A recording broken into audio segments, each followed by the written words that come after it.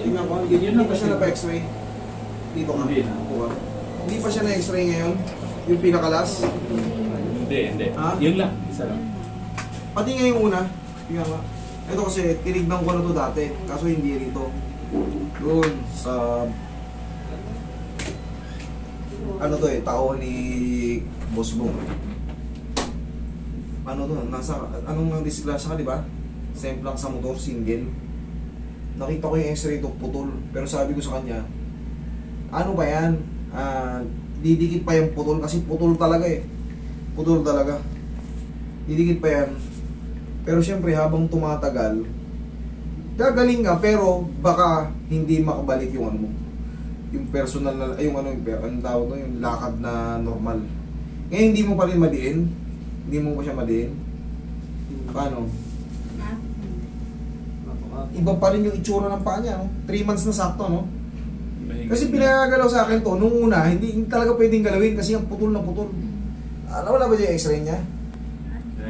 Yan ang mga putol, oh. Biyak na biyak.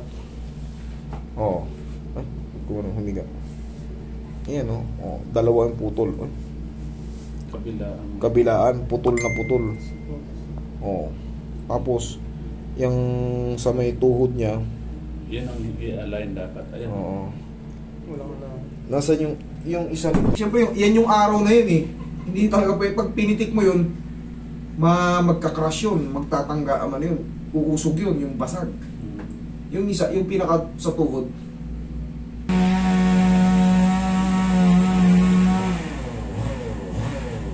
Dito, pwede nating i-align na yan. Matigas na yan. Matigas na yan. Sige, higa ka dyan.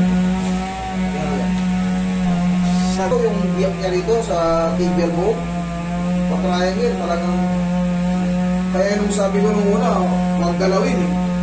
Kasi pag hinata ko yan, putol yan. Pero pag pina-x-ray mo ito, dugtong na yan, nakarugtong na yan.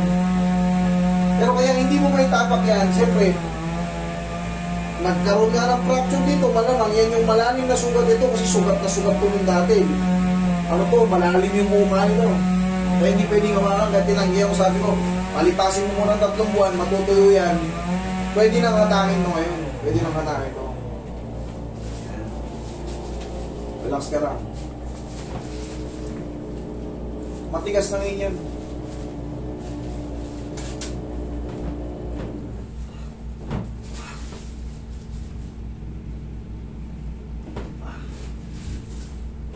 Ibig sabihin, master, may laman na yan. Oo, 3 months nag-ano na yan. Bata pa to. Pero kung ano to, senior, kulang yung 3 months. Ang duration kasi ng ano, 3 to 6 months pagka nasa middle. Eh, ano pa to eh? Ito ka ba? 27 na. 29. 29? O, middle age. 3 to 6 months. Pero yung 3 months na yun, dikit na yan. Pero pag ikaw ay senior na, 6 months, pataas. Yan, no? Yan ang kailangan ni ano. Ito kasi hindi na-dislocate yan eh. Eh, punong-puno na sugat doon, hindi ko talaga pwedeng hawakan yan, yung mga yan. Tsaka sa likod meron yan din sa likod. Eh, gulong-gulong niya siguro eh. Tsaka yung araw na yun, violet pa siya. Paano mawak? Yung sinid ko sa'yo, nung pumunta ka sa akin, araw pa lang yun eh. Ay nga, araw pa lang yung punta ko sa'yo eh. Hindi talaga pwedeng galawin ko. Pumupunta ko.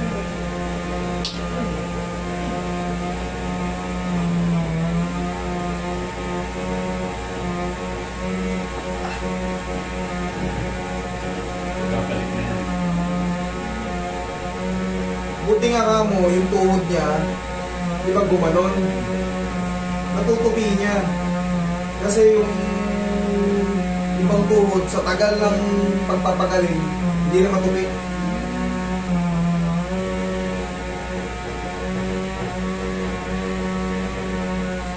Ano pa yan, master? Bumibimpang pa yan.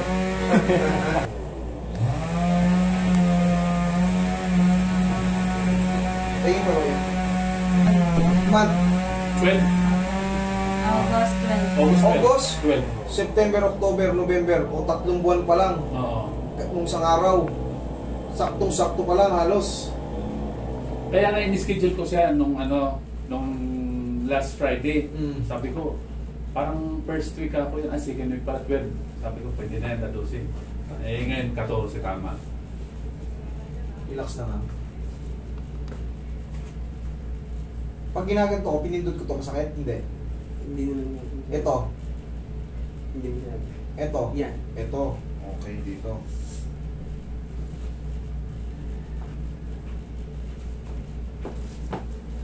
Kasi gawin natin, relax lang. Sa back.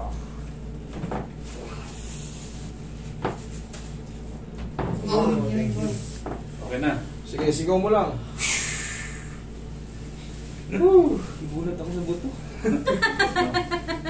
Tumunog eh. Pero, dito yun. Ah. Dito hindi. Hindi tutunugin yan. Bakit? 3 months kapit na yan.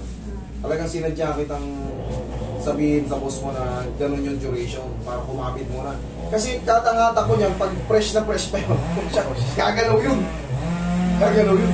Tsaka hindi niya kakayanin yun, okay? Hindi niya kakayanin. Tsaka yan, ang lalalim niyan yung araw ngayon, ang lalim nito. Hindi ko matitigilan. For the meantime, boss, i-ano mo na siya, i-vitamins mo pa sa motor. Para mabilis. Tapos 1 month follow-up. Para tuluyan ka na makalakad. Okay, hindi man ma-perfect yung lakad mo na 100%. Pero sa tingin ko, baka 90% makakatayo ka rin. Yung tuhod mo masakit, pag ganyan ko. Masakit yan? Pag nakaganyan? Gano'n siya kasakit? 10 yung pinakamasakit. 10 yung pinakamasakit. Mga 7. 7, positive pa. So, waiting pa tayo ng ano. Pero ang mahalaga, natutupi. Sigurado ka, masakit na masakit? 7, masakit yun. Yan. Parang wala naman sa'yo. Pati ka naman umaaray. Pag 7 kasi, ibig sabihin positive. Aaray ka, sasakit. Oo, 10 yung pinakamasakit. Ibig sabihin, nag-boss na tayo ng Mga 50, tutok. mga 50%.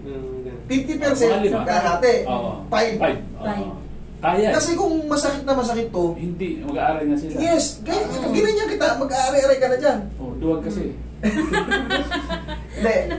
Siyempre, baka hindi niya alam yung ganong sistema eh. Yung sakit niya, 100% yung pinakamasakit. Pag, yan, gagalawin ko ha. Yan. Pag nararamdaman mo siya, Pag ginaganyan ko, sobrang sakit niya, Hindi naman yan. hindi naman masyado. Pero may pain. Okay. Kasi pagka masakit na masakit talaga, iangat ko pa lang yan. aray ka na. Mga 7 pa lang. Ang galawin yan, masakit yan. Pero ito mo, nalalaro naman eh. So, waiting tayo kasi kaka-adjust lang. Or O ano, sige, yan. balik. Isang buwan ha. Sige. Tama yan, mag-isaklay-saklay mo muna. Pero obserba mo yung hinata ko dyan, oh. Ganunin mo, tignan mo. Tignan mo ngayon. Oh. Ibaba mo. Maro. Baba mo, sige. Para Iya, this. tapos ito yung Sige, alalayan mo para malaman natin kung Yung tayo ka tapos try mo ganunin, no? Kumbaga yan, no? Kumbaga, Kaya alam mo na naman ngayon. sa sarili mo yun. Kaya Alam na mo, ngayon eh. alam mo naman sa sarili mo yung kung gano'n masakit eh. Sige, Ah. subukan mo yung lapat. Lalayan lang yan yung sabi ko. Huwag masyado. Sa tuhod, bumibigay pa. Bumibigay yung tuhod. Tuhod ba? Okay, sige. Bigyan natin ng ano, bigyan natin ng bandage. Bandage, Roy. Higa ka